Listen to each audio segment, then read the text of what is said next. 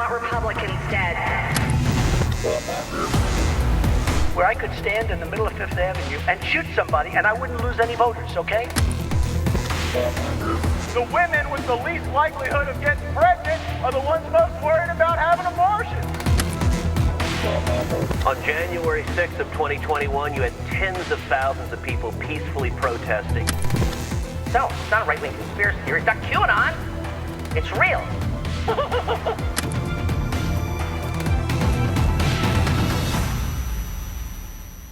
Joining me today on the enemies list are two journalists who are brilliant observers and deep divers into the miasma, the horror, the vagaries, the bizarre world of Trump and Trumpism. And they have written a book called Find Me the Votes. It is a story about the January 6th trial that is being conducted in Georgia by Fani Willis. My guests today are the great Michael Isikoff and Daniel Klaidman, both of whom have jumped into a subject that is going to make a very consequential difference in where this election and where this country goes, and that is the January 6th trial being conducted by Fani Willis in the great state of Georgia.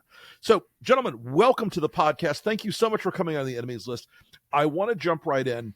Before we talk about Fani Willis herself, tell our audience why the January 6th case that she's prosecuting against Trump is so consequential in terms of what happens in this election.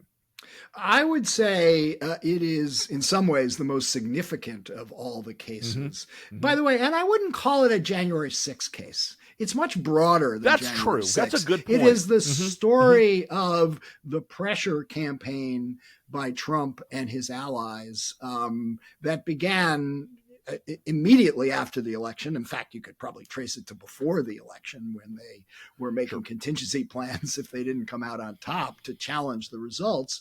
And it goes all through past January 6th. In fact, one of the final acts of the racketeering conspiracy indictment takes place January 7th. And it's the raid on Coffee County, this rural county in Georgia, where the Trump operatives went down to steal the election software to prove their case that Venezuelan socialists had planted secret algorithms to flip votes from Donald Trump to Joe Biden. But, look, I mean, what we say is that Georgia was ground zero for everything that happened, that unfolded in the post-election saga. It was the place where Trump's pressure campaign was most furious, most intense, and most consequential. And adding one more bit, and we've got a lot of new details about what took place during that pressure campaign. And when you put it under the microscope, as we ended up saying, it was both more sinister and crazier than anybody imagined. And it wasn't done by Donald Trump alone. He had an army of Confederates, and it's the Georgia case. Only Fani Willis has indicted this as a conspiracy, as the racketeering conspiracy that it is alleged it was. Jack Smith has just indicted Donald Trump alone as the sole defendant. Right. Rick, Trump couldn't do what he did if without this army of co-conspirators. Just to close the loop on this, Rick, I mean, it is the place where you have the widest scope of alleged criminality. Right. As Mike was just saying, the Jack Smith case is very narrow. That's essentially about the obstruction of an official proceeding. This, you've got the original sin, which was the phone call from Trump to Brad Raffensperger. Right. But you've also got, lying to state officials. You've got felony counts related to the threats. You've got the fake elector scheme, and you've got Coffee County. So just in terms of the skullduggery that was taking place, more in Georgia than anywhere else. So let me bifurcate what you said, Michael, a second ago. Thank you, Darren. You said that it's both insane and more criminal and dark than people have yet to understand. Let's go to the dark and the criminal side of it first, because this really was an integrated plan led by this claque of lawyers around Trump. But there were also like outliers of it that were like darker and scarier and more, like basically Rudy taking point on intimidating election workers publicly, saying they were stealing votes, threatening their lives, essentially. Talk to us a little bit about how the criminal part of this came together from Election Day or a little before Election Day, culminating out into the actions that happened in Georgia. So let me take you through from right after the election. Don Jr. flies down to Atlanta and goes to the Republican Party headquarters in Buckhead, and series of meetings. He's demanding that everybody in the Georgia Republican Party get behind his father's challenge to the election, or his father will tank the two Republican senators running in the runoff, Kelly Loeffler and David Perdue. Right. It was a sort of brazen extortionist assertion by Don Jr., and it totally spooks everybody there. We have David Schaefer, the chairman of the Republican Party, saying at that point, we just wanted to make sure we kept Donald Trump happy because we didn't want him mad at us when we had this upcoming runoff. So what happens? By the end of that week, Perdue and Loeffler put out a statement calling for Brad Raffensperger, the Secretary of State, to resign immediately because the vote totals showed that Biden was ahead of Trump, and therefore there must have been fraud. Right after that statement, the threats to Raffensperger are unleashed. We have the texts that Tricia Raffensperger, his wife, got that night. And they are hair-raising. We quote from them for the first time in Find Me the Votes, and they are, awful, ugly threats, sexualized threats, all, kill you, hang you, all that kind of stuff. Right. And it continues. The Proud Boys show up at Raffensperger's house. MAGA warriors harass their daughter-in-law and break into her house. On it goes. That was the opening part of this sinister part of the equation. And Rick, it is absolutely pervasive in the aftermath of the election for people who were in any way involved in the election. And as Mike points out, it is not just the principals, it is not just the office holders or the election administrators, it is their families. We write about someone named Ralph Jones, who was an election administrator in Fulton County. And he is getting these horrific threats. He's African American. You're going to be lynched. We're gonna drag you through the city of Atlanta by our pickup truck. But the messages are coming in to his children. They're coming into his LinkedIn, his Facebook, everywhere he is. But they are coming into his children's Facebook pages, and it's just you can't imagine the sort of human toll. Part of the reason we did this book, because in Georgia, more than anywhere else, the people were average people, average citizens, Georgians who are doing their civic duty to help people vote freely, are the targets of these horrible threats that just are relentless and violent and sexualized. And it's a really important part of the story because this climate has not changed. And it is. We saw how easy it was to stir it up in Georgia in 2020. It can, I think, will happen again. That's something that anybody who's opposed Trump has had some, any prominent person who's opposed Trump has had some kind of encounter with that kind of behavior. But it seemed in this case that, as an outside observer, and certainly what you guys seem to be reporting, that it was much more vivid and graphic and directed. Because I think, I don't know about how deep your reporting's gone in on this. I think Trump really expected that Raffensperger and Kemp were going to put their thumb on the scale here, right? And that's really what led these lawyers to keep like ratcheting the pressure up and up and up. And there's always two sides in the Trump universe. There's the public side, and then there's all that just under the surface, Proud Boy, Bannonite, weird, threatening, subsurface behavior. We have a chapter, chapter 8, and happens to be the chapter that where we dissect the phone call and how the tape of the phone call came about. That's Right. all new, fresh reporting in this book. But it starts with why Georgia? Why was Trump so obsessed with Georgia? And there's really two explanations. I mean, it was the state with where the vote, where the margin was the tightest. Also, right.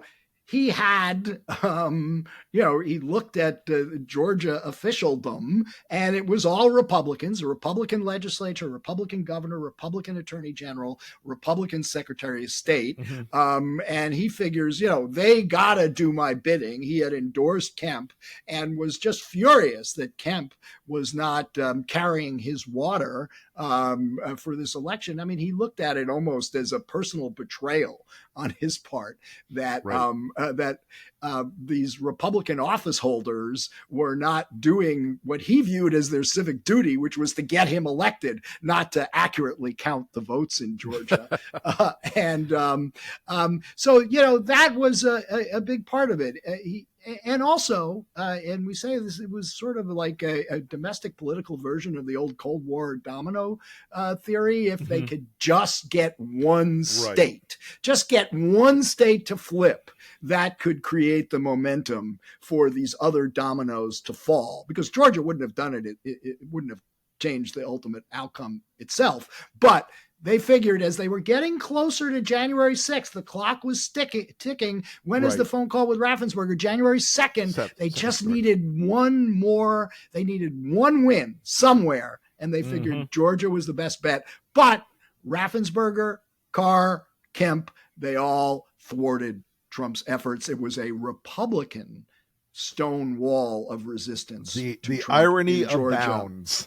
Yes. So let me ask you guys a little bit about Fani Willis as the prosecutor here. We're going to have to get into the case or the story of where that has developed over the last week or so before this podcast airs, where she's got some controversy now around her in this case. Talk to us about who she is as a prosecutor, and why she has put together what looked like on paper to be a very sweeping RICO case against these people. Give us a little bit about her background. She's an extraordinarily gifted prosecutor. When she was doing murder trials and gang trials in Fulton County, the young assistant DAs were instructed to go watch her trials and go learn from her, because she was a whirlwind in the courthouse, and one of these trial lawyers who had the ability to sense the room, to sense the jury. She was dramatic and had flair when she needed to. She had a soft touch when that was required.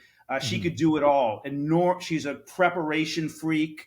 There was never a moment where she was surprised because she had done the work. And she was absolutely devoted to winning these cases, fiercely competitive. Okay. So you start with just those talents.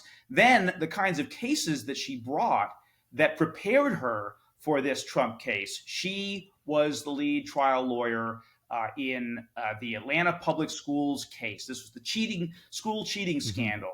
They brought that as a RICO case. And in the end convicted more than a dozen teachers and administrators. It was a controversial case, and she does not shy away from controversy. Controversial because in Atlanta, which is a majority black city, every single one of these defendants was a person of color. Fani Willis charged ahead. She believed that these children were the victims, and that they were all people. They were all black and people of color themselves, and she said their rights needed to be vindicated here. Okay. So she is a force of nature. That is how many of the people we interviewed describe her. And look, as a trial lawyer and someone with those sort of personal qualities, she can also carry herself with a touch of arrogance and certitude. It's a little bit like the sort of fighter jock mentality that some trial lawyers have. Right. And I think, that in some small part may also explain how she got into this situation. That kind of blindness. So tell us a little bit about, so the audience has an understanding of this, because the Trump world description of it is this lurid soap opera of she must be immediately disqualified. Tell us what's going on with her, how her personal life and the professional side have intersected, and what do you think that's going to do to the coming trial? Look, no question, she had a lapse in judgment here by having this relationship with Nathan Wade, who she hired as the special prosecutor in the case, and not the first lapse in judgment she's had. I mean, right. There was a famous one a year or so ago when she agreed to sponsor a fundraiser for a friend who was running against one of her targets, Burt Jones, one of the alleged fake electors, and the judge reamed her out for that, disqualified her from prosecuting Burt Jones, and said this was a "what are you thinking" moment. I think we can say that as well about the relationship with Nathan Wade. But that said, I gotta say, this has, I think, has been way overblown. Right. When you get to legally consequences, I mean, look, we're going to have, she filed her first response on just a few days ago. And the response is, yes, she had the relationship, according to her, and in affidavit from Nathan Wade, the special prosecutor she hired. The relationship didn't begin until after he was hired, and as far as these vacations they went on, they split costs. Right. So you take you factor in that, and unless something emerges to contradict that, what are we talking about here? An inter-office romance between two single professionals in their 50s, and there's this hearing coming up before Judge McAfee, in which if he asks the question straight out of Ashley Merchant, the lawyer for Michael Roman, who filed the original motion about this, saying she was disqualified, please explain how the relationship between Fani Willis and Nathan Wade prejudiced your client. I have no idea what she'd say, because there's absolutely no evidence it did. Right. His constitutional rights were not denied. There was no evidence of prejudice in the development of the case. The relationship had nothing to do with the merits or lack thereof of the case. There has to be evidence that the prosecution was biased in some way, and that there was not an appearance of a conflict of interest, but under Georgia law, it has to be an actual conflict of interest. Now, that would be if Fani Willis, for example, had a relationship with the judge, or had a relationship with a defense witness or a police officer in the case, or if let's say she had hired Nathan Wade and said, I'm going to pay you X amount to come onto the case, but I will pay you twice as much if you get a conviction, a kind of a contingency fee arrangement, so that they would have a financial stake in the outcome. That's not what we're talking about here at all. Right. Well, you can count on the MAGA/Fox world to always seek out any weak spot in anybody's world and exploit it ruthlessly. So, Michael, I think what you're talking about is very much what we're seeing. It's very on point. Is that they've blown this up into a giant conspiracy now, and we should be accustomed to this now, but people still are acting shocked that the Republicans are trying to blow something like this into a separate crisis of its own. So there are now Republicans starting to bring pressure on Brian Kemp again, not Jack Kemp. Jesus, I'm showing my age. On Brian Kemp again, trying to get her taken off the case.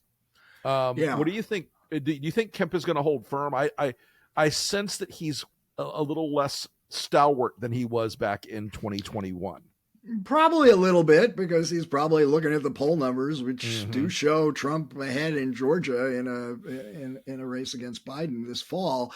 But I'd be surprised if he, puts his thumb on the scale and forces some. First of all, I mean, they could launch investigations in the legislature. They could demand all sorts of, Sure. calls for turning over records and stuff. But, Mhm. Judge McAfee is going to be the decider here as to whether, Right. this motion gets granted, or, whether to have an evidentiary hearing about the private life of the district attorney. I can't imagine he's going to want to do that.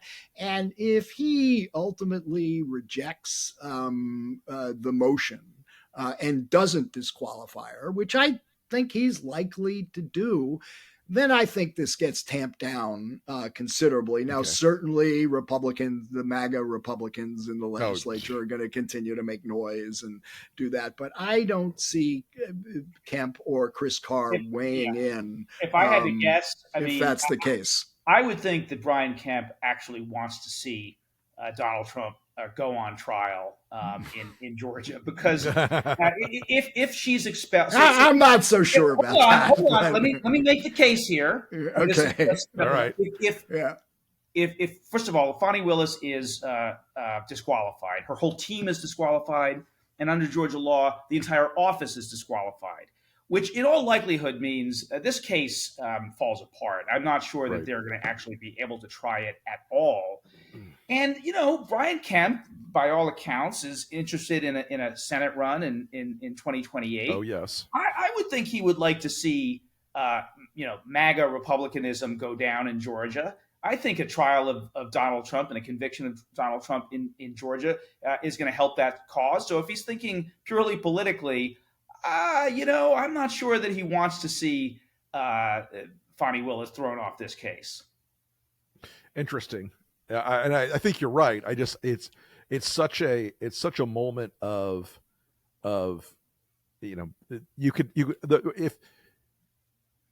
if Trump's people play out true to form, they will do everything they can to get that disqualification in play, even if they violate the law doing it.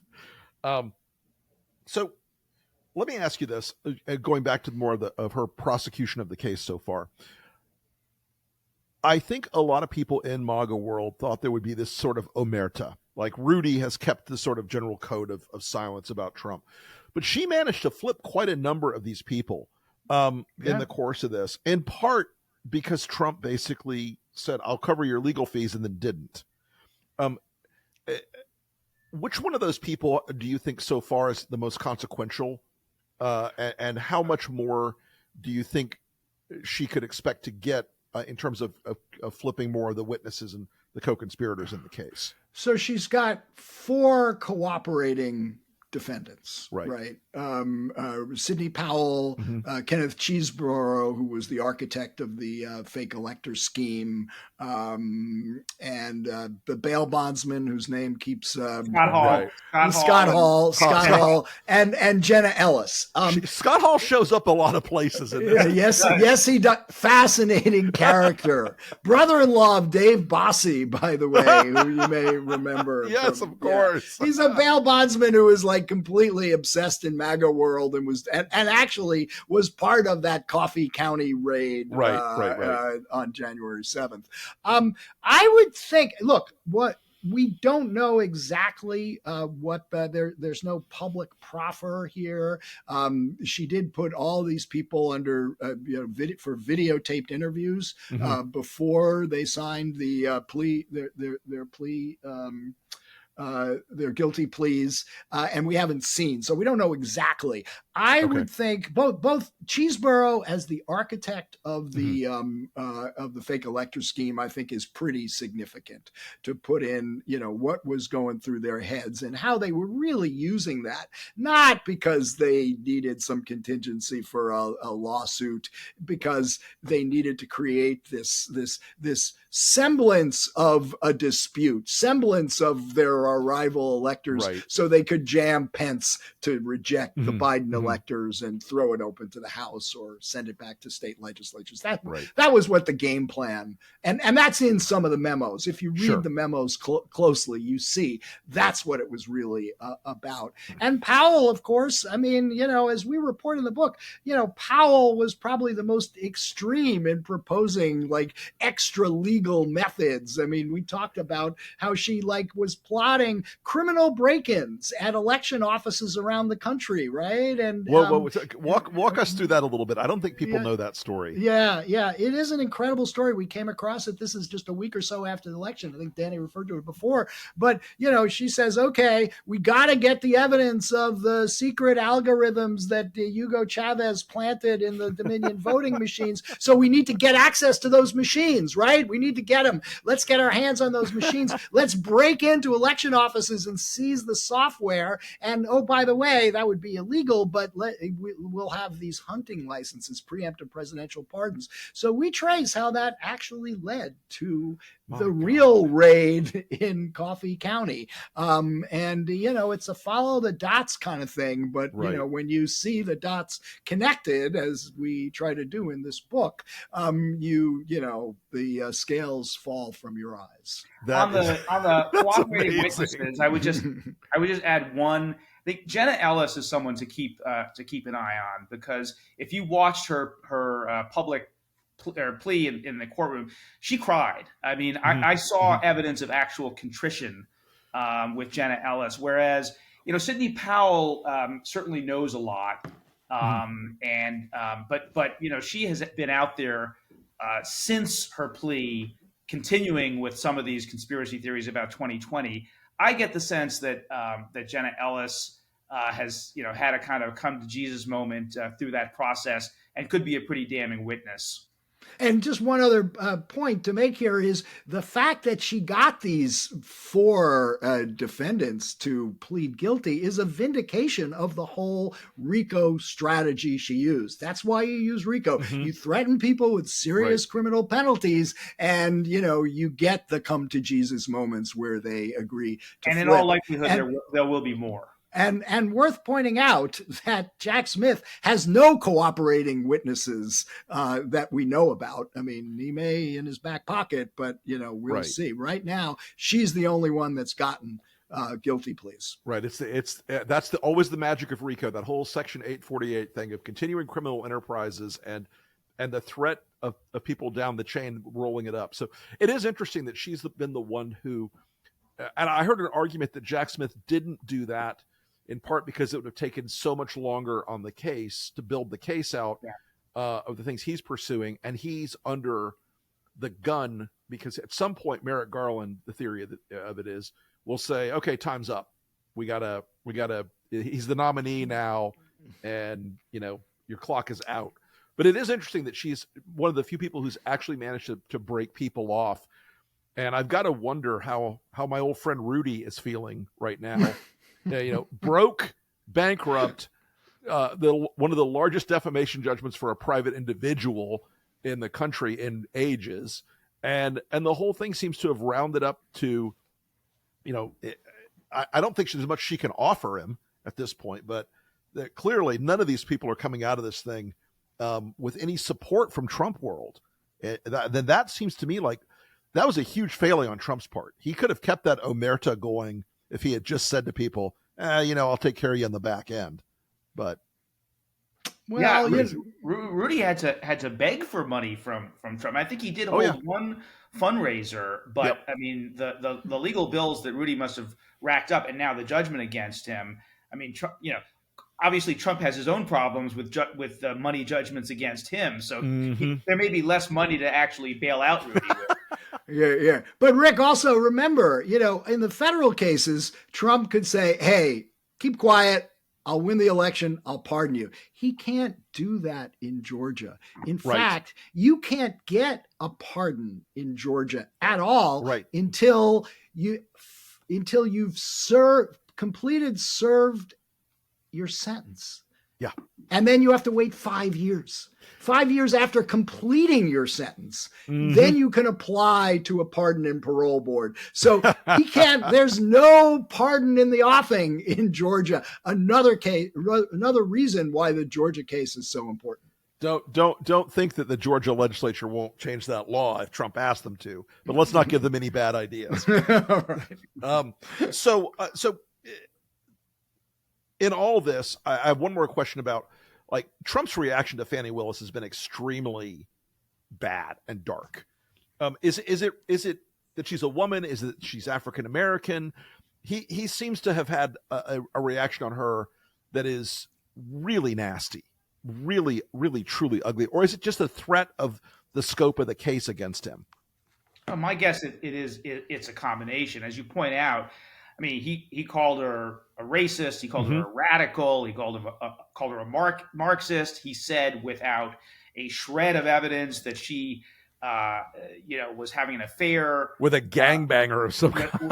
with a gangbanger whom she was prosecuting. I mean, look, this is Trump.